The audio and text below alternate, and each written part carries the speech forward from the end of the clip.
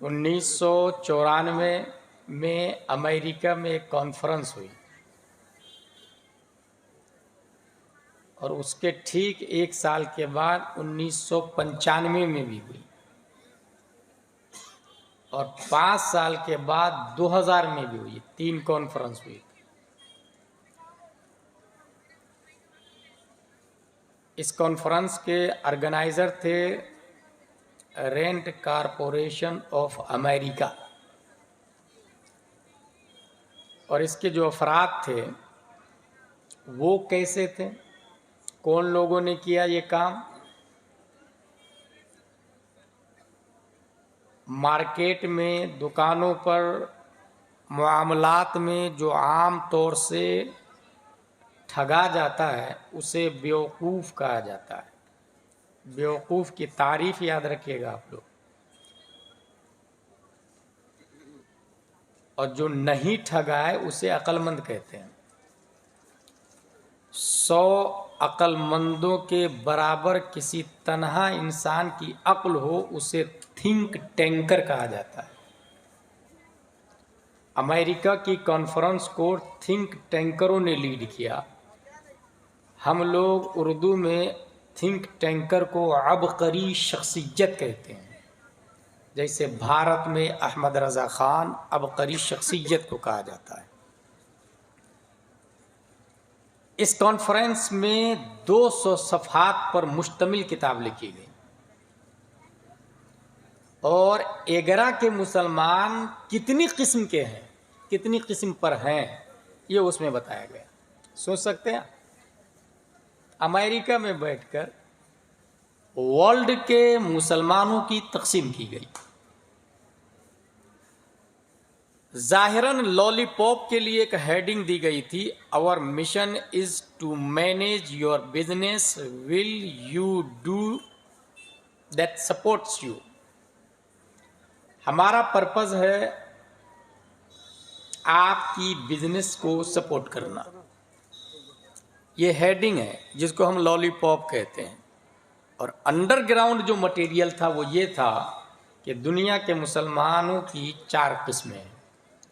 Number 1 fundamentalist, number 2 traditionalist, number 3 modernist, number 4 secularist. पहली किस्म बुनियाद परस्त, वो मुस्लिम जो किसी भी हाल में फर्ज वाजिब को नहीं छोड़ते हैं, सुन्नत को नहीं छोड़ते हैं। जैसे अभी मद्दाह नबी ने कहा कि ट्रेन रुके या चली जाए फर्क नहीं है, फर्ज नहीं छूटना चाहिए।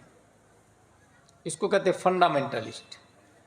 कनपट्टी पे कोई बंदूक रख दे और कहे शराब पीने तो गोली मार दूंगा, वो शख्स अगर ये कहता है जान दे सकता हूं, मुस्तफ़ा का दिया हुआ ईमान नहीं दे सकता हूं, तो उसे फंडामेंटलिस्ट कहा जाता है। दूसरी किस्म की ट्रेडिशनलिस्ट, क़ाल अल्लाह व क़ाल रसूल पढ़ने पढ़ाने वाले। मस्जिद में इमामत करने वाले और जुमा के दिन आधा घंटा अल्लाह उसके रसूल का कानून पब्लिक को बताने वाले, इसे ट्रेडिशनलिस्ट कहा जाता है। तनख्वाह दे या ना दे, वो दीन की बात बताना ही नहीं छोड़ेंगे, उसे ट्रेडिशनलिस्ट कहा जाता है। लॉकडाउन में अगर आप निकाल दे इमाम को तो वो घर में बच्चों को ट्यूशन पढ़ा के जिंदगी गुजार लेंगे, उसे ट्रेडिशनलिस्ट कहा जाता है। मिशन मुस्तफ़ा को फॉरवर्ड करने से, शेयर करने से वो बाज नहीं आएंगे, उसे ट्रेडिशनलिस्ट कहा जाता है। इसकी एक मिसाल दूँ आपको। सेकेंड वर्ल्ड वॉर के बाद में टर्की से इस्लामी हुकूमत का खात्मा होता है। लंदन की कॉन्फ्रेंस में जो ट्रीटी साइन हुई थी उसकी बुनियाद पर कमाल अतातुर्क को टर्की का बादशाह मुतय्यन किया गया। उसने ये कहा कोई औरत नकाब नहीं पहनेगी,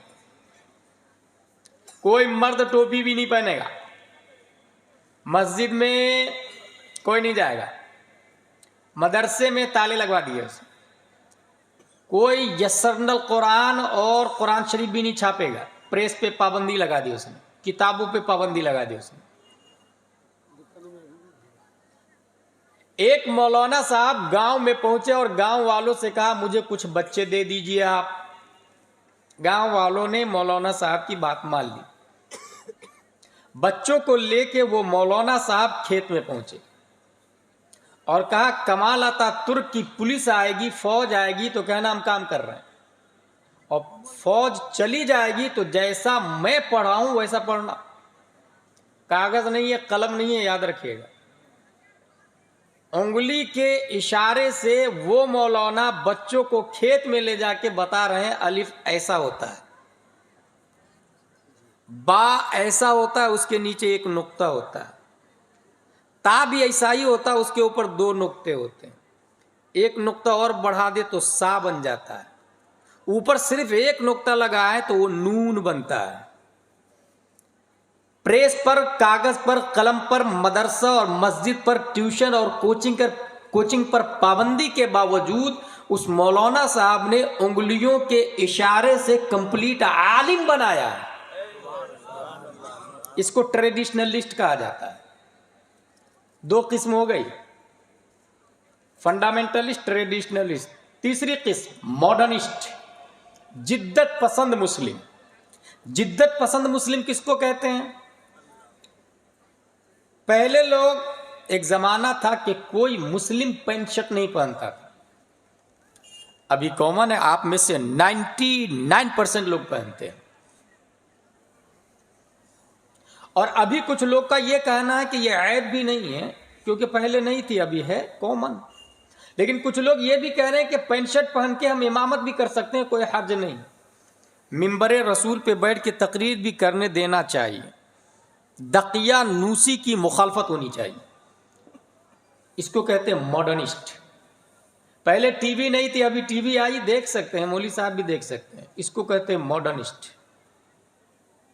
मोबाइल नहीं था पहले, अभी मोबाइल आया, जेब में रख के नमाज पढ़ रहे हैं। किसी ने फोन किया, जेब में हाथ डाला, देखा दोस्त का फोन है, ओपन किया और कहा मैं नमाज पढ़ रहा हूं, बाद में फोन करना, और रख दिया। नमाज टूटेगी नहीं। मॉडर्निस्ट, इसको मॉडर्निस्ट कहते हैं। अमेरिका ने कहा ये जो तीसरी किस्म है ना, ये ठीक है। पहले के 2 किस्म ये दुनिया के लिए डेंजर है, इसको डैमेज किया जाए, इसकी रीढ़ की हड्डी को तोड़ दी जाए, फाइनेंशियली वीक कर दिया जाए। यही वजह है कि पूरी दुनिया में उलमा की तनख्वाह गैर इस्लामी कंट्री में बहुत कम है। कम आकिलिन आकिलिन आयत मज़ाहिबुहु कम जाहिलिन जाहिलिन तलक़ाहु मरज़ूक़ो। दुरूसुल बलागा में हम लोगों ने इसको पढ़ा था। फंडामेंटल और ट्रेडिशनलिस्ट ये दोनों इतने डेंजर है कि अगर ये चाहे तो दुनिया में, पूरी दुनिया में इसलिए इस्लामी हुकूमत आ जाए। इसलिए इनको एक दूसरे से अलग किया जाए और इनको पर्सनली टार्चर किया जाए, डैमेज किया जाए।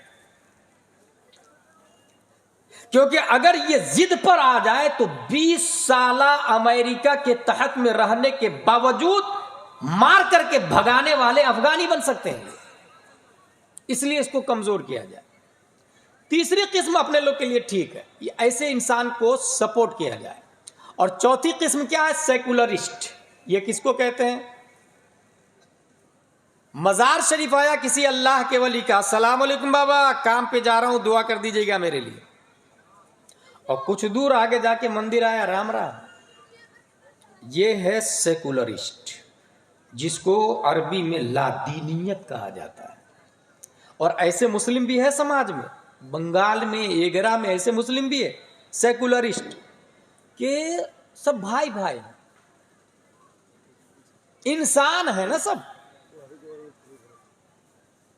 काफिर मुस्लिम यकता, यूनिटी बननी चाहिए। सुन्नी वहाबी यूनिटी बननी चाहिए, सब भाई भाई है, इंसान है सब। इसको कहते हैं सेकुलरिस्ट। और यही आरएसएस बजरंग दल चाहता है कि आप इबादत कर ले, हम कहाँ रोकते हैं? हमको भी इबादत करने देना अपनी मस्जिद में। और जब मंदिर आ जाए तो आप भी आ जाए उसमें। यही वो प्लान है। इसी को लादीनियत कहा जाता है। अमेरिका बोल रहा है कि तीसरी और चौथी किस्म वाले बहुत अच्छे लोग हैं, इसको आगे बढ़ाया जाए। इसको अगर आगे बढ़ाना हो तो फाइनेंशियली सपोर्ट भी किया जाए, और लोग मुखालफत करेंगे। लोग अगर मुखालफत कर दे तो उसको चैनल पे लाके उसको प्रोवाइड किया जाए, सिक्योरिटी दी जाए। और अगर मुल्क वाले मुल्क से भगा दे तो तस्लीमा नसरीन को नेशनलिटी भी दे दी जाए। वसीम रजवी गुस्ताखी पे गुस्ताखी कर रहा, मगर गवर्नमेंट एक्शन नहीं ले रही। पहले बोला कुरान की 26 आयतों को हटा दो, क्योंकि ये अबू बकर उमर ने मिला दिया अपनी तरफ से, माज़ल्लाहि रब्बिल आलमीन। अब वो ये बोल रहा है कि हुजूर सल्लल्लाहु अलैहि वसल्लम ने गुंडों की जमात पालकर इस्लाम को आगे बढ़ाया, माज़ल्लाहि रब्बिल आलमीन।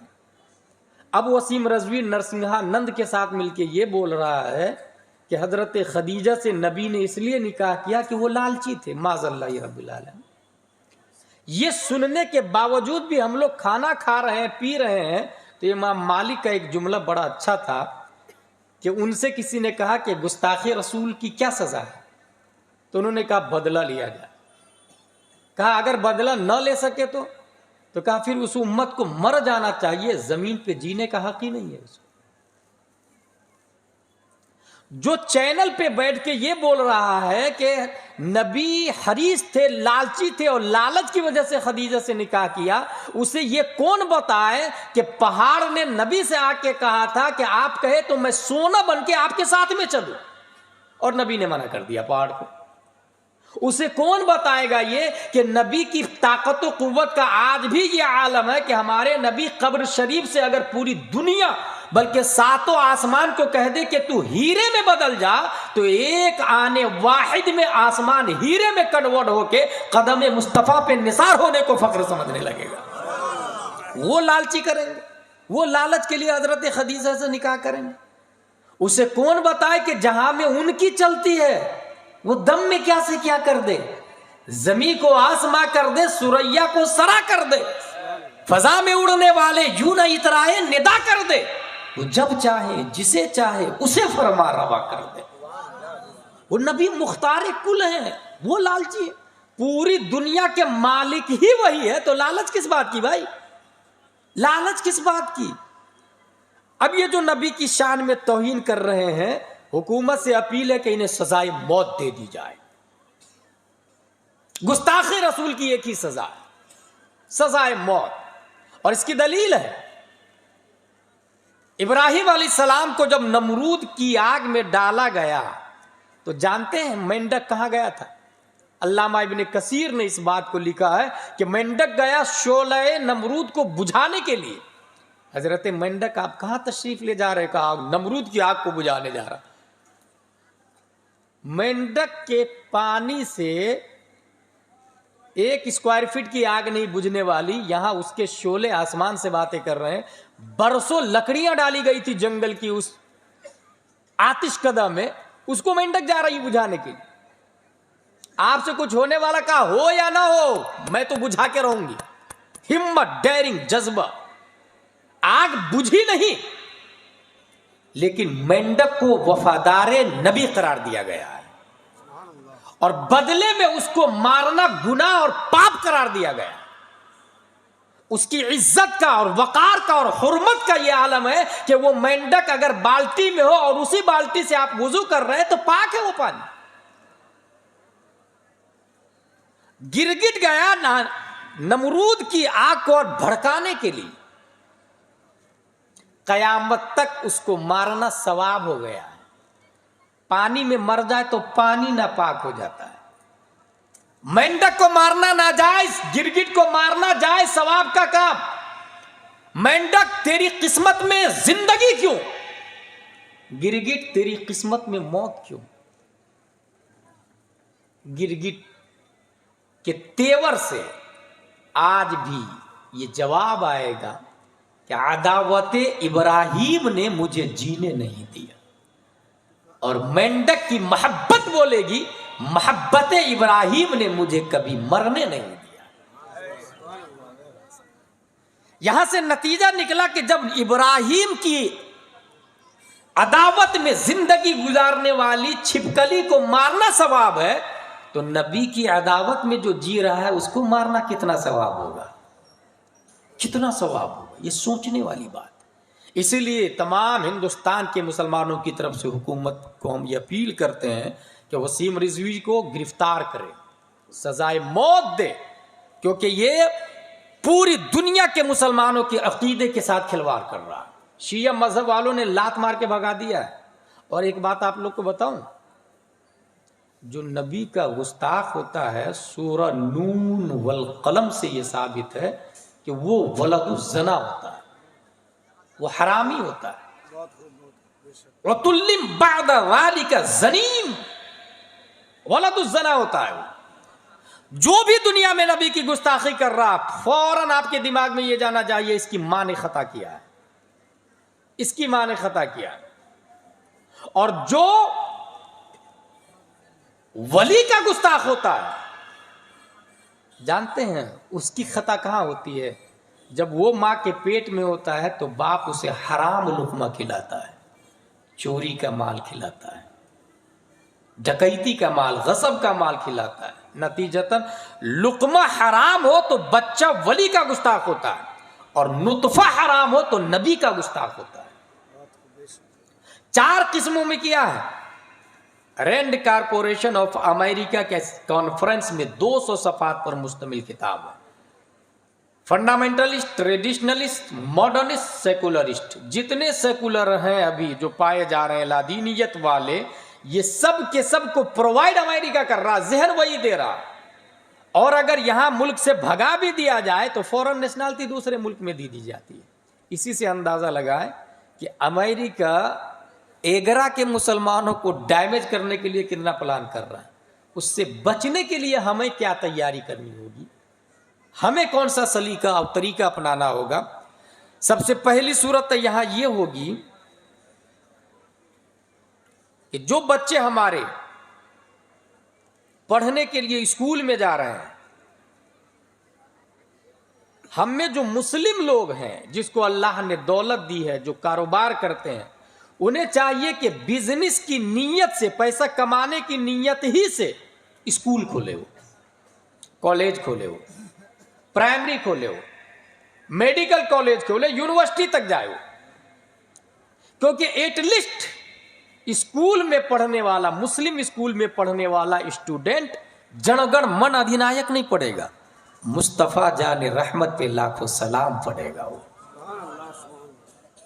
नेचुरली वो सेकुलरिस्ट नहीं बनेगा, वो वसीम रजवी जाकिर नायक नहीं बनेगा, वो डॉक्टर अमीन मियां बनेगा, वो डॉक्टर अशरफ मियां बनेगा, वो डॉक्टर सज्जाद आलम मिसबाही बनेगा।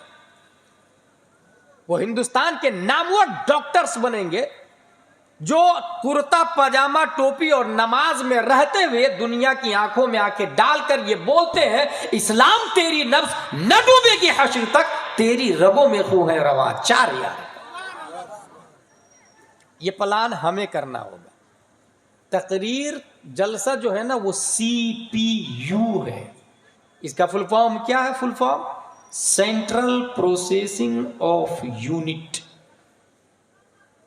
ये जो प्रोजेक्टर लगा हुआ स्क्रीन हमने देखे हैं 2-3 लगे हुए, असल वो नहीं है, असल मशीन है। रेलवे स्टेशन पे आप देखते होते हैं गाड़ी का नंबर लिखा हुआ होता है, प्लेटफॉर्म नंबर लिखा हुआ होता है, असल वो नहीं है, असल CPU है। कंप्यूटर टेबल पे रखा हुआ होता है, असल वो नहीं होता, असल नीचे जो मशीन रखी हुई होती है वो होता है।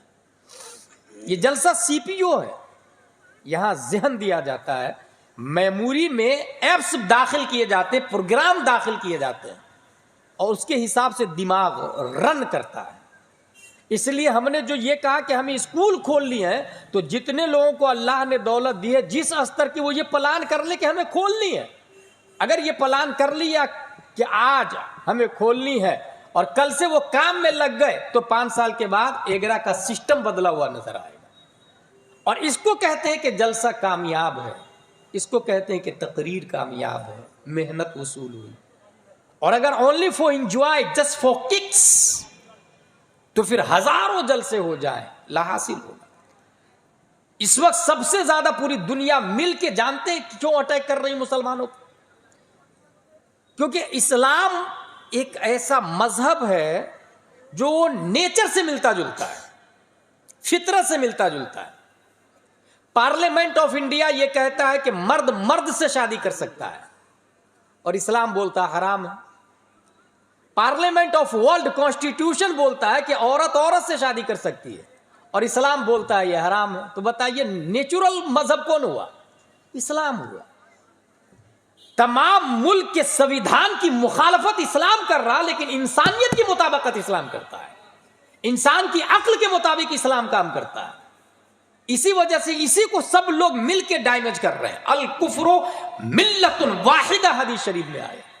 तमाम कुफार मुशरिकीन एक ही जमात है, और ऐसे में ये इस्लाम की तरफ से बातें बताएगा कौन? तो कुरान शरीफ में आया फकद वक्कलना बिहा कौमल लैसू बिहा बेकाफिरीन।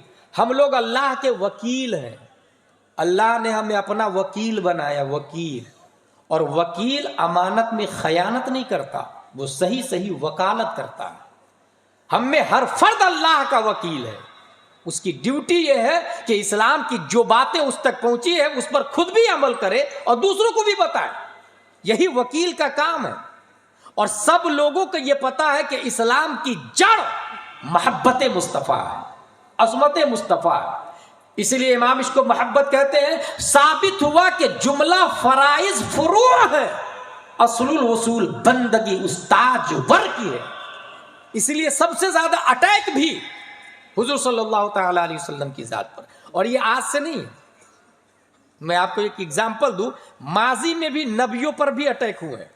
जैसे नूह अलैहिस्सलाम 950 साल तक कौम के दरमियान रहे, अल्लाह एक है, अल्लाह एक है, अल्लाह एक है, मान लीजिए 950 साल तक। जानते हैं कौम ने क्या जवाब दिया? इन्ना लनराका फी ज़लालिम मुबीन, मुझको तो तू गुमराह मालूम हो रहा, माज़ल्लाहि रब्बिल आलमीन। नूह अलैहिस्सलाम 950 साल तबलीग कर रहे हैं और पब्लिक क्या कर रही है? मुझे तो तू गुमराह मालूम हो रहा है। नूह अलैहिस्सलाम ने कहा या कौम लैसा बी ज़लाला, मैं गुमराह नहीं हूं। नबी पर अटैक हुआ कि नहीं? गुमराह कहा गया नबी। और नीचे आ जाए, हूद अलैहिस्सलाम ने कौम से यह कहा कि अल्लाह एक है, ला इलाहा इल्लल्लाह, सिवाय उसके कोई इबादत के काबिल नहीं। नूह नबी, हूद नबी पर अटैक किया लोगों ने, हूद अलैहिस्सलाम की इज्जत और शान को डैमेज किया लोगों ने और यह कहा इन्ना लनराका फी सफाहा, तू तो मुझे बेवकूफ मालूम होता है, तू तो मुझे बेवकूफ मालूम होता है। किसको कह रहा है? हूद अलैहिस्सलाम को कौम कह रही है। हर नबी की इज्जत पर देखिए हमले। हूद अलैहिस्सलाम कहते हैं या कौम लैसा बी सफाहा, मैं बेवकूफ नहीं हूं, मैं अल्लाह का रसूल हूं, अल्लाह का नबी हूं, मैं बेवकूफ नहीं हूं, मैं अल्लाह का मुबल्लिग हूं, अल्लाह का पैगाम्बर हूं। फिरौन ने मूसा अलैहिस्सलाम इन्नी लअज़ुन्नुका या मूसा मसऊरा, ऐ मूसा तुमको जादू हो गया, ऐसा लगता है तू जादू ज़दा है। मूसा नबी पर हमला, मूसा अलैहिस्सलाम भी डिफेंस करते हैं, मैं अल्लाह का रसूल हूं। हाँ, व इन्नी लअज़ुन्नुका या फिरऔन मसबूरा, अनकरीब तू तबाह बर्बाद होने वाला है। हर नबी की जात पर हमले हुए, क्योंकि सबको यह पता है जो असल है वो नबी है, और नबी की इज्जत को खत्म कर दो मामला खत्म हो जाएगा। इसलिए हर नबी ने अपना डिफेंस किया और अपनी हक्कानियत का परचम बुलंद किया। शान मुस्तफ़ा पर भी लोगों ने हमला किया, किसी ने पागल, किसी ने मजनून, किसी ने शायर, किसी ने अबतर का। जब हुजूर सल्लल्लाहु अलैहि वसल्लम के आखिरी साहबजादे हजरत इब्राहिम का इंतकाल हो गया तो अबू जहल एंड कंपनी ने कहा कि अब तो नबी का बेटा मर गया तो अब माज़अल्लाह अब नबी की नस्ल आगे बढ़ेगी नहीं, क्योंकि अब कोई बेटा ही नहीं बचा नबी का, तो नबी का खानदान बंद हो गया। कुफ्र पर मशीयत को जलाल आता है। महबूब आप खामोश रहे, वो और नबी थे जो अपना डिफेंस खुद करते थे। ये आप है, मैं डिफेंस करूंगा, रब ने दिफाए मुहम्मदी में सूरह कौसर नाजिल फरमाई, इन्ना आतैना कल कौसर फसल्ली लिरब्बिका वनहर इन्ना शानियका हुवल अब्तर। ऐ महबूब, आप कबीदा खातिर ना हो। ये लोग कहते हैं आपका खानदान खत्म हो गया, मैं इतनी औलादे दूंगा, इतनी औलादे दूंगा कि दुनिया में हर शख्स की नस्ल खत्म हो जाएगी, मगर आपकी नस्ल कयामत तक जारी और सारी रहे। नबी को अबतर 1400 साल पहले कहा गया, और आज भी अल्लाह नबी के अबतर का जवाब दे रहा है सैयदों को पैदा करके। दुनिया में सैयद पैदा हो रहे हैं, ये कौन है? ये अबतर का जवाब है। काफिरों ने कहा कि नबी की नस्ल आगे नहीं बढ़ेगी क्योंकि अबतर हो गए नबी, बेटा का इंतकाल हो गया। रब ने नबी को इतने बेटे दिए कि दुनिया में किसी और का बेटे का नसब महफूज नहीं नजर आता, मगर सज्जदों का नसब महफूज नजर आता, यहां से लेकर नबी तक और नबी से लेकर आदम अलैहिस्सलाम तक। और अल्लाह ने ऐसे उलमा को भी पैदा किए जिनको नसब जुबानी याद है, मतनन सननन जरहन तादीलन, वो बता सकते हैं आपको, तारीख उसके सामने रहा करती है, क्योंकि अल्लाह ने इस्लाम की हिफाजत अपने जिम्मे करम पर लिया। हुजूर सल्लल्लाहु तआला अलैहि वसल्लम की जात पर यह हमले करके ईमाने मोमिन को दिल से खत्म करना चाह रहे हैं, इसलिए सबसे ज्यादा नबी पर अटैक मुख्तलिफ अंदाज से, कभी कार्टून बनाकर, कभी गुंडों की जमात कह करके। आप सोचे, कॉमन सेंस, एगरा में जो इंसान गुंडा पालेगा वो एगरा में रहेगा या एगरा छोड़ के भागेगा? गौर करें आप लोग, जाके कोई मरदूद वलदुज जिना को बताए, वसीम रजवी एंड कंपनी को,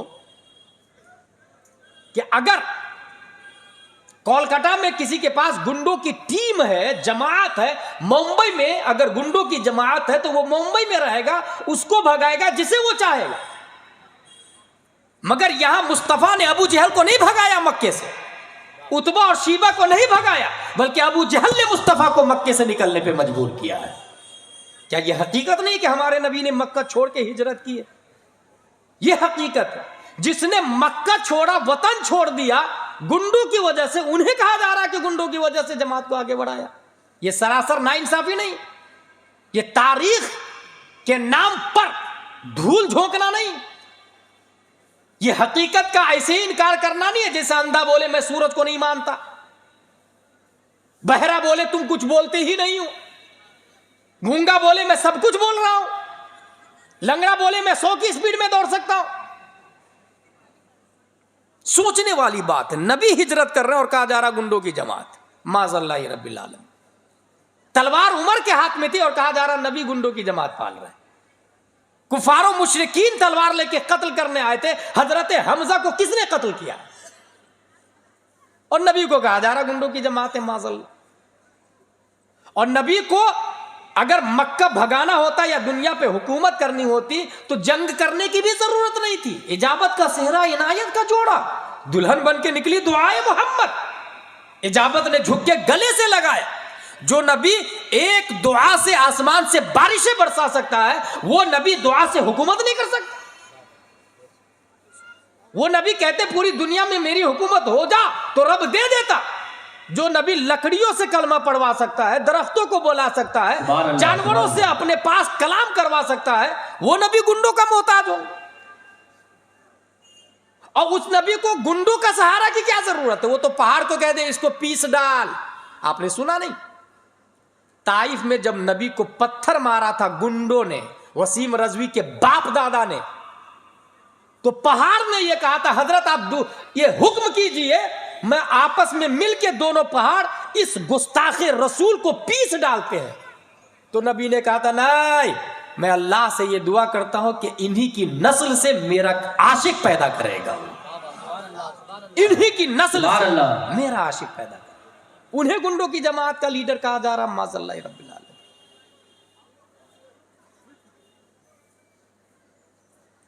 वो नबी चाहते तो पहाड़ ही से कह देते, जो लोग गड़बड़ी कर रहे हैं जा वहां जलजला ला, मगर वो नबी नहीं कहा। बल्कि जलजला जिस पहाड़ पर आ गया है एक ठोकर मार के उस जलजला को रोक देते हैं नबी। वो कैसे कह सकते हैं? जिसके अंडर में जलजला हो वो कैसे कह सकते हैं? वो कैसे गुंडों की जमात के मोहताज हो सकते हैं? माज़ल्लाहि रब्बिल आलमीन। यकीनन ये जुल्म हो रहा है, जुल्म हो रहा है।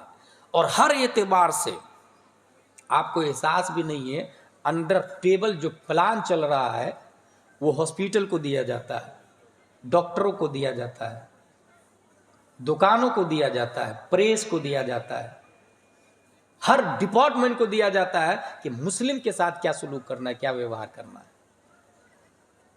इसलिए मैं कह रहा हूं कि स्कूल खोलें, पढ़ें और समझें what is right, what is wrong. और इसलिए नहीं कि हमें पोस्ट मिले हम हुकूमत करेंगे, नहीं, हमें हुकूमत नहीं चाहिए। हम तो ये जानना चाहते हैं कि जो राइट हो वो राइट है, जिसका राइट है उसे दे दिया जाए, जिसकी ड्यूटी है उसे करने दिया जाए। रही बात कलमा पढ़ाने की, तो वो अल्लाह तबारक व तआला है, उसका फरमान है वलहु अस्लम मन फिस समावाति वल अर्द। जब अल्लाह ये कह रहा है कि जमीन और आसमान सब मुसलमान है, तो मुझे ये कहने की जरूरत नहीं कि तुम इस्लाम लिया। वो अल्लाह है, शजर और हजर से कलमा पढ़ा लेता है और मानता है। पूरी दुनिया रब को मानती है, हर मखलूक रब को मानती है सिवाय इंसान के। नबी हर मखलूक के लिए रहमत है सिवाय का शरीर इंसानों जिन्नात के, वो इनकार करते हैं। रहमत उनके लिए भी है मगर वो इनकारी है। कुरान शरीफ में आया कुल्लन नुमिद्दु हाउलाई व हाउलाई मिन अताई रब्बिक, मैं काफिर को भी दूंगा मोमिन को भी दूंगा तुम्हारे रब की अता से। अल्लाह काफिर को भी देता है। मैं ये कहूंगा वसीम रजवी अगर जिंदा है तो हमारे मुस्तफा की देन है, अगर वो बोल रहा है तो नबी का सदका है, अगर वो चल रहा है तो नबी का सदका है। अगर अपने चलने पे गौर कर ले, जमीन के जिस खित्ते पे कदम रख रहा है अगर उस पे गौर कर ले तो उसका जमीन का हर जर्रा नबी का कलमा पढ़ता हुआ नजर आता है। मगर ये मैंने कहा ना कि अंधे को सूरज थोड़ी नजर आए, उसे नहीं पता चलेगा कि दिन का 12 है कि रात का 12 है। लेकिन इज्जत मुस्तफा पर जब हमले होंगे तो बस मैं ये कहना चाहूंगा कि हम वकील है अल्लाह के, और अगर हमने नहीं ये काम किया तो अल्लाह मोहताज नहीं हमारा, हमारी जगह किसी और कौम को ले आएगा, हमको निस्तो नाबूद कर देगा वो, जैसे पिछली कौम को निस्तो नाबूद किया रब ने, हमें निस्तो नाबूद करके हमारी जगह दूसरे को ले आएगा रब। यही माना है फकत वक्कलना बिहा कौमन लैसू बिहा बेकाफिरी। अगर आपने मेरा काम नहीं किया तो रब फरमाता है कि आप की जगह हम दूसरे को ले आएंगे, वो हमारा काम करेंगे। अभी नामूस रिसालत पर हमले हो रहे हैं, इसलिए हम लोग ज़हन फिक्र में ये अकीदा बैठा ले कि जब भी आवाज़ दे उलमा कि हमें नामूस बचाना है तो जो जिस हाल में हो उसी हाल में घर से निकल जाए, जिस हाल में हो। और जहां पर ऐसा भी नहीं कि घर जाके कुछ सामान लेकर के आता हूं, कुछ पूछ करके आता हूं, ना, जिस हाल में हो लब्बैक व सअदैक हमें कहना, जिस हाल में हो लब्बैक लब्बैक लब्बैक। नामूस रिसालत हुजूर सल्लल्लाहु तआला अलैहि वसल्लम की इज्जत के बारे में अगर आप जानना चाहें तो ये हम आला हजरत का ये शेर हमारे लिए काफी। खुदा की रजा चाहते हैं दो आलम, खुदा चाहता है रजाए मोहम्मद। हुजूर सल्लल्लाहु तआला अलैहि वसल्लम ही असलुल उसूल है, हर दिलों का दिल है, वजह कुन फका है। बल्कि काबा, मैं कहता हूं काबा पूरी दुनिया का सेंटर है, काबा पूरी दुनिया का सेंटर है। और वो काबा मिसले सीना है, और उस सीने में धड़कता हुआ दिल साहिबे गुंबदे खजरा है। आला हज़रत फरमाते हैं काबा से अगर तुरबते शाह फाजिल है, क्यों बाएं तरफ उसके लिए मंजिल है। इस फिक्र में जो दिल की तरफ ध्यान गया, समझा कि वो दिल है और ये मरकदे दिल है। काबा सीना है और दिल मुस्तफा है, और सीना और दिल धड़कता है, इसलिए दुनिया चल रही है। धड़कन बंद होगी तो दुनिया रुक जाएगी। आपने देखा नहीं, नबी दुनिया से जब मेराज में गए थे तो रुक गई थी दुनिया। क्योंकि दिल नहीं रहेगा तो पार्ट्स ऑफ बॉडी काम नहीं करेंगे। ये उंगली काम कर रही है, देखे ये काम कर रही है ना, क्योंकि दिल धड़क रहा है, दिल है। आंखें काम कर रही है, पलकें काम कर रही है, क्योंकि दिल है। मैं बोल रहा हूं, जुबान काम कर रही है, दिल है। अगर दिल नहीं हो तो आपका दिल निकाल दे तो दिल, आपकी बॉडी काम करेगी? आप बोलेंगे बेटा इधर आ, कहीं चल सकते हैं आप? Your foot can not walk, your hand can not catch,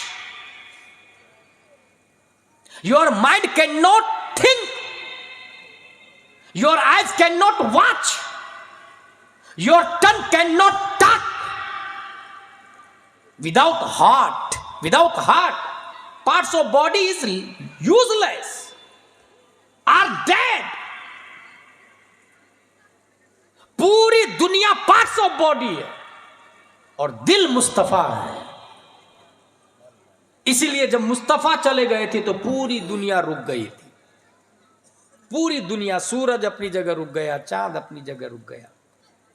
इसलिए मेरे भाई, अगर अपने आप को बचाना है तो मुस्तफा की इज्जत को बचाए, अपनी बीवी बच्चों को बचाना है तो नामूसे रिसालत को बचाए, अपना मकान बचाना है तो नामूसे रिसालत को बचाए, अपना मुल्क बचाना है तो नामूसे रिसालत को बचाए, अपनी दुनिया की बका चाहते तो नामूसे रिसालत को बचाए। नारे रिसालत, या दोस्त, या ख्वाजा गरीब नवाज, ख्वाजा का हिंदुस्तान, पांडर पंजतन गया किनारा हैदरी, पांडर पंजतन गया किनारा हैदरी, पांडर पंजतन गया किनारा हैदरी।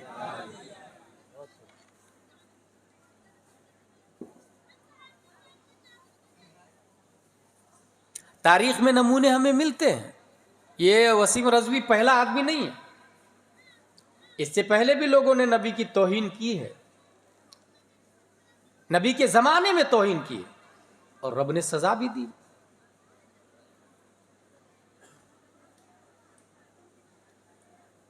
हारिस बिन कैस सहमी ने सहाबा किराम से कहा कि तुम लोग जलील व खार होंगे, इज्जत हमारे लिए है, हमारे नसीब में है। अल्लाह अज़्ज़ व जल ने उसके खिलाफ आयत उतार दी, इन्हुम इल्ला कल अनआम बल हुम अज़ल्ल, वो जानवर की तरह। पता चला जो भी नबी की तौहीन करता वो जानवर की तरह, और जानवर तो जानवर है। बलहुम अदल कहा गया, उससे भी ज्यादा बदतर, बल्कि जानवर से भी बदतर। फिर जानवर हलाल और हराम में तमीज नहीं करता, गंदगी और पाकी में तमीज नहीं करता। एक दिन उसी शख्स ने मछली खाई, हारिस बिन कैस सहमी ने, और फिर प्यास लगती है। प्यास इतनी बढ़ी कि पीते पीते पीते पानी पीते पीते पेट फट गया, उसका प्यास नहीं बुझी। ये गुस्ताखी रसूल की सजा थी, नबी की तौहीन करने की सजा थी।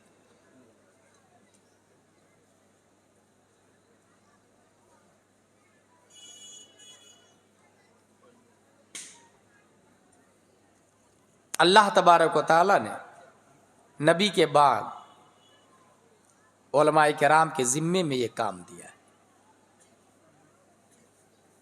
वो बताते हैं कि सही क्या है, गलत क्या है। अगर उलमा नहीं होते तो बताइए आप लोग, जाकिर नायक को कौन पहचानता कि वो गलत है? मोहम्मद बिन अब्दुल वहाब नजदी ने जो नबी की तौहीन की, कौन पहचानता कि वो गलत है? अशरफ अली थानवी ने जो ये तौहीन की कि नबी को इल्म गैब नहीं है माज़अल्लाह, कौन पहचानता कि वो गलत बोल रहा है? पहचानने के लिए तो उलमा चाहिए जो हक व बातिल के दरमियान तमीज करें। अब अवाम का क्या काम है कि उलमा से जुड़े रहे, तब ना पता चलेगा। जुमा में तकरीर खत्म होने के बाद आप आते हैं तो जिंदगी भर अगर तकरीर खत्म होने के बाद आए, एक भी मसला समझ में आएगा? अपने यहां दावत अगर दुनियादारों की होगी, उलमा की नहीं होगी, हाफिज की नहीं होगी, कारी की नहीं होगी, तो बच्चों को कैसे पता चलेगा, आपको कैसे पता चलेगा कि अल्लाह का कानून क्या है, रसूलुल्लाह का कानून क्या है, हक क्या है, बातिल क्या है? इस वक्त कॉलेजेस के हजारों लोग इंजीनियर मिर्जा के फॉलोवर हैं, जबकि वो सुलह कुल्लियों का सबसे बड़ा लीडर। इल्म गैब पे जो लोग एतराज करते हैं बड़ी आसानी से ये कहते हैं कि अल्लाह को इल्म गैब है, अल्लाह को इल्म गैब है। मैं कहता हूं वो उसका यही जुमला कि अल्लाह को इल्म गैब है, ये किसने बताया? किसने बताया अल्लाह को इल्म गैब है? उसने तो नहीं देखा ना अल्लाह को। गौर कीजिएगा, मैं बहुत बड़ी दलील देने जा रहा हूं। जो ये कहता है कि इल्म गैब नबी को नहीं अल्लाह को है, किसने बताया कि अल्लाह के पास इल्म गैब है? हमने तो अल्लाह को देखा नहीं, अशरफ अली थानवी ने तो देखा नहीं, रशीद अहमद गंगोही ने तो देखा नहीं, कासिम नानोतवी ने तो देखा नहीं, खलील अहमद अम्बेडवी ने तो देखा नहीं, मोहम्मद बिन अब्दुल वहाब नजदी ने तो देखा नहीं। अल्लाह को मुस्तफा ने देखा और मुस्तफा कह रहे मेरे पास इल्म गैब है। खुद मुस्तफा का रब को देखना यही सबसे बड़ी दलील है कि नबी के पास इल्म गैब है, क्योंकि सब चीज को देखा जा सकता है, रब को नहीं देखा जा सकता है। और नबी ने रब को देखा तो सबसे बड़ा आलिम गैब मुस्तफा हुए। ये कॉमन लॉजिक नहीं वहाबड़ों को समझ में आता है। कॉमन थिंकिंग देखे ना, वो ये बोलते हैं कि अल्लाह के पास इल्म गैब है। पूछिए किसने बताया? यही सवाल कीजिएगा आप, किसने बताया? तुमने तो देखा नहीं अल्लाह को, तो कहेंगे नबी को, नबी ने बताया। जब नबी ने बताया तो नबी ने अल्लाह को देखा और गैब में अल्लाह है, तो नबी हुए कि नहीं आलिम गैब? और एक और आसान दलील उनको यह दे दीजिएगा कि माँ और बहनें घर में किचन का निज़ाम चलाती है। शक्कर कहाँ है, चाय पत्ती कहाँ है, नमक कहाँ है, अदरक कहाँ है, लहसुन कहाँ है, ये उन्हें पता होता है कि नहीं? इस डब्बे में लहसुन, काली मिर्च, जीरा, धनिया, अदरक, पत्रक, पाउडर पता होता है उन्हें।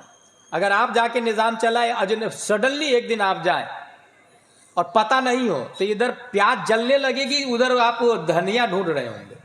ये हकीकत है, हल्दी ढूंढ रहे होंगे। पता चला किचन का निजाम चलाने के लिए किचन की आलिमा होना जरूरी है, किचन का आलिम होना जरूरी है।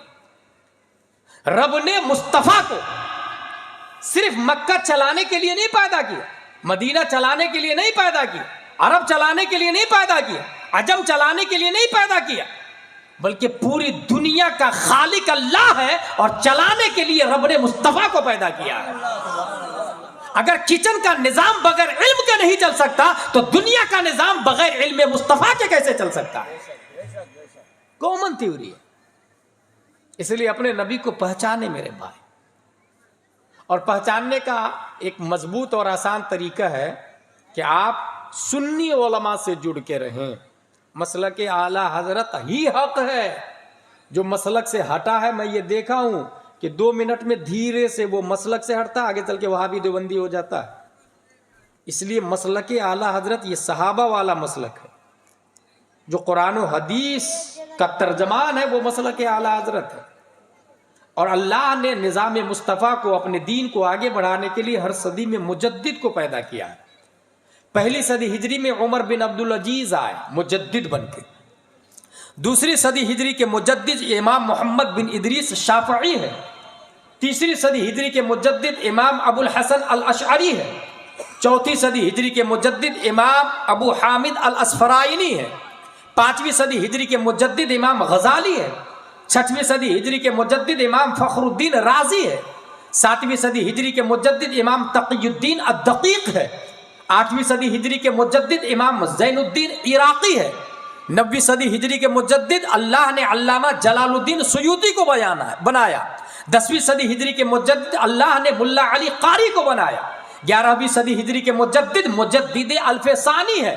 12वीं सदी हिजरी के मुजद्दिद औरंगज़ेब अलैहि रहमा है। 13वीं सदी हिजरी के मुजद्दिद शाह अब्दुल अजीज मुहद्दिस देहलवी है। और 4थी सदी हिजरी के मुजद्दिद 10 शव्वाल 1272 हिजरी 14 जून 1856 ईस्वी में पैदा होने वाले अल्लामा नकी अली खां की पीठ से तसर्रुफात की करवटें लेता हुआ इमाम अहमद रजा खान है। 1896 दुनिया में सबसे पहले जिसने टोपोलॉजी का नजरिया पेश किया उसी को इमाम अहमद रजा खान कहते हैं। 1908 ईस्वी दुनिया में सबसे पहले जिसने लेप्रोसी नन कम्युनिकेबल डिसीज की डिस्कवरी की उसी को इमाम अहमद रजा खान कहते हैं। 1909 ईस्वी दुनिया में सबसे पहले जिसने साउंड सिस्टम पर अल-कश्फ शाफिया नामी किताब लिखी, उसी को इमाम अहमद रजा खान कहते हैं। 1909 ईस्वी दुनिया में सबसे पहले जिसने अर्थक्वेक जलजला की सही वजह दरियाफ्त की, इमाम अहमद रजा खान की जात है। 1915 ईस्वी दुनिया में सबसे पहले जिस साइंटिस्ट ने फ्लूइड डायनामिक्स समेत नाम व शरई हुक्म के साथ पानी की, वाटर की 350 किस्में की है, इमाम अहमद रजा खान की जात है। सुभान अल्लाह, सुभान अल्लाह। 1916 ईस्वी दुनिया में सबसे पहले जिस साइंटिस्ट ने मिनरल फिजिक्स, मिट्टी और पत्थर की तयम्मुम के बाब में 311 किस्में की है, इमाम अहमद रजा खान की जात है। 1919 ईस्वी दुनिया में सबसे पहले जिस साइंटिस्ट ने एटमी पावर पर अल कलिमतुल मुल्हिमा लिखकर 5 दलीलों से न्यूटन और आइंस्टाइन का जनाजा निकालकर बुतलान के कफन में जेरे जमी हमेशा के लिए दफन कर दिया, इमाम अहमद रजा खान की जात है। 1919 ईस्वी दुनिया में सबसे पहले जिस साइंटिस्ट ने फौजे मुबीन दर रद्द हरकत जमीन, सूरज हरकत करता है, जमीन अपनी जगह कायम है, इस ताल्लुक से किताब लिखी, 105 दलीलें दी, कोई और नहीं, इमाम अहमद रजा खान की जात है। जिनकी लकीरों की पैमाइश रसदगाहों में है, जिनकी मानवी तहकीक की गहराई रिसर्च सेंटरों में है, जिनकी अर्शी मफाहिम की कमाने चांद सूरज ही नहीं दायरतुल बुरूज को अपने इहाते में ले चुकी है, जिनकी मोहब्बत से पैकर इश्क को परवाज़े मदीना का सलीका मिलता है, जिनके सिक्का को चलाने के लिए अरब अजम राइजुल वक्त की जमानत देने पे तफाखुर करते हैं। हाँ, जिनकी अकीदत में हम माउंट एवरेस्ट के चट्टानों पर खून से ये लिखने को तैयार है, अहले सुनन की शाही तुमको रजा मुसल्लम, हर इल्म फन की शाही तुमको रजा मुसल्लम, फिक्र नजर की शाही तुमको रजा मुसल्लम, मुल्क सुखन की शाही तुमको रजा मुसल्लम, जिस सिमत आ गए हो सिक्के बैठा दिए। नारे तकबीर, नारे रिसालत, उलमाए अहले सुन्नत, मसलके आला हजरत हुजूर मुफ्ती साहब किबला, नारे तकबीर, नारे रिसालत। ये मसलके आला हजरत, ये मसलके आला हजरत। इसलिए मेरे भाई, मस्जिद हम लोग बनाते हैं, और ये 2000 की बात है, जब मैं पोरबंदर में पढ़ रहा था तो एक मस्जिद बनी थी, रहमानी मस्जिद या रहमानिया मस्जिद नाम था, रहमानी मस्जिद 3 करोड़ की लागत से बनी थी। उस वक्त सुनने के बाद बहुत अच्छा लगा मुझे, कितनी आलीशान मस्जिद, कितना बड़ा काम होगा दीन का। और मैं उस वक्त जमाते सालसा में पढ़ रहा था, लेकिन अभी इस नतीजे पर पहुंचा हूं कि मस्जिद मिलियन बिलियन की बना ले, इनकलाब मस्जिद से नहीं आता, इनकलाब इमाम से आता है, इमाम से। क्योंकि मस्जिद साकित है, नातिक इमाम है, मस्जिद खामोश रहती, बोलता इमाम है। अगर 1 बिलियन की मस्जिद बनाई आपने और इमाम नाजरा खा रखा है, तो वो बुखारी की बातें बताएगा, वो मुस्लिम की बातें बताएगा, वो कुरान का माना बताएगा? नहीं बताएगा। इसलिए मस्जिद बनाने पे कम तवज्जो दे। जो मस्जिद बनी है उसके निजाम मुफ्ती और आलिम के तहत चले, इस पे ज्यादा तवज्जो। उसकी तनख्वाह शायान शान हो, मुफ्ती को लाए 50,000 तनख्वाह देंगे हम, हर शहर में एक दारुल इफ्ता होना चाहिए, और जितने मसाइल हैं आपके वो सब के सब उसी दारुल इफ्ता में पहुंचना चाहिए। हम कोर्ट जाएंगे ही नहीं, फिर तलाक को बंद करेगा ही नहीं वो। आपको क्या लगता है वो अपनी मर्जी से तलाक पे पाबंदी लगा दिया है? हम गए हैं, जब हमारी बेटी को तलाक देता है तो हम आस्तीन चढ़ा लेते हैं, अब देख तेरे से कैसे वसूल करता हूं खर्चा मैं, और झूठा केस बनाते, 50 लाख का मुतालबा किया, मेरी बेटी को टार्चर किया, जहेज का मुतालबा किया, और फिर बरसों केस चला करता है। उसको तो लगता है कि इससे कुछ नहीं होगा, मगर तलाक पर पाबंदी उसी मरदूद आदमी की वजह से लगी है जो नाजायज अपनी बेटी के तलाक के बाद शौहर से खर्च लेने के लिए केस किया हुआ है। कहाँ लिखा भाई इस्लाम में तलाक के बाद आपको खर्चा लेना जायज है? और तलाक बुरी चीज है ये किसने कह दिया? कोई खुशी से तलाक देता है क्या? कुछ गंदी औरतें खुश हो गई कि हाँ हाँ हाँ अच्छा हुआ तलाक पे पाबंदी लग गई। पहली बात, वो औरतें थी ही नहीं, मुस्लिम थी ही नहीं, वो काफिर औरतों को नकाब पहना के चैनल पे लाया गया था। क्योंकि जिस मोमिना औरत के दिल में राय बराबर भी ईमान होगा, वो इस्लाम के कानून पे जान देने के लिए तैयार रहेगी, वो हरगिज ये नहीं पसंद करेगी। भाई निकाह क्या है, जरा इसको समझे। मेरे सामने जब ये बात आई और बदातर डिसीजन कोर्ट का आया था, इस तलाक के हवाले से जो पाबंदी लगी थी, कोर्ट के जजमेंट में ये इस बात पे बहस हुई थी, 5 जजों के बेंच ने बहस की थी। If God considers it a sin, it can't legal. Is it like that penalty which for some is sinful but legal? Can a lawful man be a sinful? What is the sin in the eyes of God? Can it be valid in law? ये लिखा हुआ उसमें कि तलाक देना गुनाह है तो फिर होती क्यों है। देखिए कैसा घुमाया गया, इसलिए पाबंदी लगा दी। पॉइंट नंबर 1, तलाक कोई खुशी में नहीं देता है, बीवी से कहता है आई लव यू और फिर कहता है आई विल गिव डिवोर्स, मैं प्यार करता हूं फिर तलाक दूंगा तुमको, ऐसा बोलता है क्या कोई? तलाक एक इमरजेंसी कानून है। मैं सुप्रीम कोर्ट के जज से पूछना चाहता हूं, अगर तुम्हारी बहन की शादी उस आदमी से हुई जो नामर्द है, अनएबल टू सेक्स है, क्या किया जाएगा इस मोमेंट पर? अगर तलाक नहीं दी जाएगी तो क्या उस औरत पे जुल्म नहीं है ये? और जब औरत पे जुल्म होता है तब इस्लाम का कानून आता है उस जुल्म को रोकने के लिए। जब औरतों को दफन किया जा रहा था तब इस्लाम आया था उसको दफन होने से बचाने के लिए। जब जब जुल्म होता है तब तब इस्लाम की धारा और कानून आता है, जरा उसको समझे। तलाक खुशी के मौके से नहीं, मियां बीबी दोनों नहीं रह सकते हैं, जिंदगी जहन्नम हो चुकी है, तो खुदकुशी करने से बेहतर है कि आप दोनों अलग हो जाए। इस प्रोसेसिंग को तलाक कहते हैं भाई साहब। आप भी अपनी जिंदगी जिए, वो भी अपनी जिंदगी जिए, बच्चों का मालिक मर्द है, नानो नफका उसके ऊपर वाजिब है, ये इस्लाम की धारा बोलती है। अब देखिए खराबी कहां से आई, हम लोग कैसे जिम्मेदार हैं। वो जो कानून कोर्ट से पास हुआ है वो हमारी वजह से पास हुआ, हम में हर फर्द उसका जिम्मेदार है। क्योंकि समाज में मसलन तलाक हुई, एगरा में तलाक हो गई है, 4 बच्चे की मां है, बच्चे को शौहर ने रख लिया, औरत का तलाक हो चुका है। ये बताइए उस औरत से कोई नौजवान शादी करता है? कोई बाप ये चाहेगा मेरा नौजवान बेटा उस औरत से शादी करे? अब वो औरत क्या करेगी? नियम ही की मुखालफत करेगी ना, कोठे पे बैठेगी ना, या नफ्स पे जुल्म करेगी ना। शौहर का इंतकाल हो चुका है, 4-5 बच्चे की मां है, कौन शादी करेगा? है कोई नौजवान जो शादी करे उस? है कोई बाप जो कहे मेरा बेटा तू उस औरत से शादी कर जो 4 बच्चे की मां है?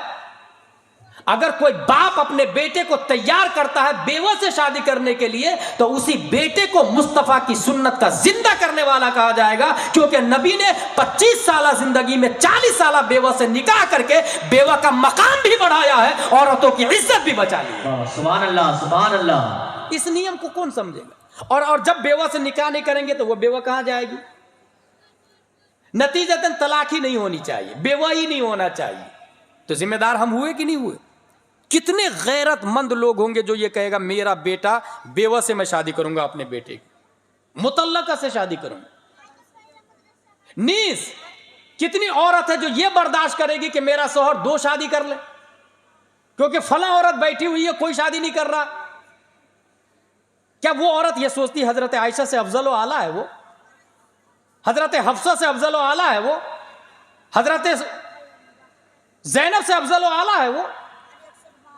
अब एक औरत ये चाहती है कि मैं अपने शौहर के साथ तन्हा मैं रहूं, मेरा शौहर दूसरी शादी नहीं करे। औरतों की तादाद दुनिया में ज्यादा है, क्या होगा बकिया औरतों का? कोठे पे नहीं जाएगी तो क्या करेगी वो? जिम्मेदार हम हुए कि नहीं हुए? इसलिए मैं कहता हूं हर मर्द, हर औरत, हर शख्स जिम्मेदार है जो तबाही दुनिया में हो रही है। हर शख्स जिम्मेदार होता है इसका। इसलिए इस्लाह कहीं और जाके शुरू नहीं करनी चाहिए, अपने आप से शुरू करें इस्लाह।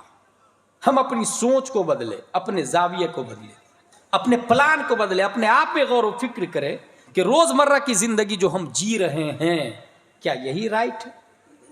अगर अपने आप पे आप गौर करेंगे तो समझ में आएगा कि क्या सही और क्या गलत है। और जिस दिन अपने आप को पहचान लिया तो हदीस बोलती मन आरफा नफ्सहू फक़द आरफा रब्बहू। अपने आप को जिसने पहचान लिया उसने रब को पहचान लिया। जो इंसान अपने आप को पहचान लेगा वो कभी इतरा के चलेगा ही नहीं, वो कभी गलत करेगा ही नहीं, वो कभी इस्लाम की मुखालफत करेगा ही नहीं, वो कभी हराम की तरफ कदम नहीं बढ़ाएगा, वो कभी जुआ और शराब की तरफ कदम नहीं बढ़ाएगा, क्योंकि अपने आप को पहचान लिया है कि हम चंद कतरों से बने हैं। मेरे भाई कल की बात कर रहा हूं मैं, कल हम लोग एगरा में चलेंगे, इसकी कोई जमानत दे सकता है क्या? कोई गारंटी दे सकता है क्या? नहीं दे सकता है। मगर आज जो हम नबी की बात पर अमल किए, ये हमें कल जन्नत में ले जाएगी। मुस्तफा जमानत दे रहे हैं इस बात की, मुस्तफा जमानत दे रहे। इस एंगल से कौन सोचेगा? और इसी वजह से भी हम लोग नहीं सोच पाते हैं कि होता क्या है। हम लोग आंख से देखते हैं और आंख सिर्फ मटेरियल को देखती है, अनमटेरियल को नहीं देखती। आंख रूह को देख सकती है क्या? नहीं देखती। हवा को देख सकती है क्यों? नहीं देख सकती, क्योंकि आंख जिस्म है और जिस्म सिर्फ जिस्म को देख सकता है। इन बातों को देखने के लिए रूह की आंख चाहिए, और रूह स्ट्रांग होती है नमाज से, रोजा से, तिलावत से। उसकी आंखों में बीनाई आती है कुरान मुकद्दस की तिलावत और तरावत और हलावत से, इश्क़ मुस्तफ़ा से, मोहब्बत मुस्तफ़ा से। इसलिए रूह को मजबूत करे जिस्म। इसकी मिसाल मैं ये देता हूं कि यहूदी पे गौर करें आप, दिमाग को वो लोग यूज कर रहे हैं पूरी दुनिया में। उसके पास मुल्क नहीं है, प्लान है उसके पास, थ्योरी है उसके पास में। आप अपने मोबाइल से मैसेज कर रहे हैं अपने भाई को, भाई साहब 1 लाख रुपए भेज रहा हूं HDFC से, आप निकाल लीजिएगा। इस मैसेज को यहूदी चाहे तो अपने घर में बैठे बैठे हैंग कर सकता है, रोक सकता है और चेंज कर सकता है। इतना हाई प्लान है उसके पास में। मुल्क हमारे पास 60 के आसपास है, मुल्क 60 के आसपास है, मगर थ्योरी नहीं है हमारे पास। और जो इस्लाम सबसे बड़ी थ्योरी है उसको समझा नहीं है हमने। यहूदी के पास मुल्क नहीं है, प्लान पूरी दुनिया में चला रहा है।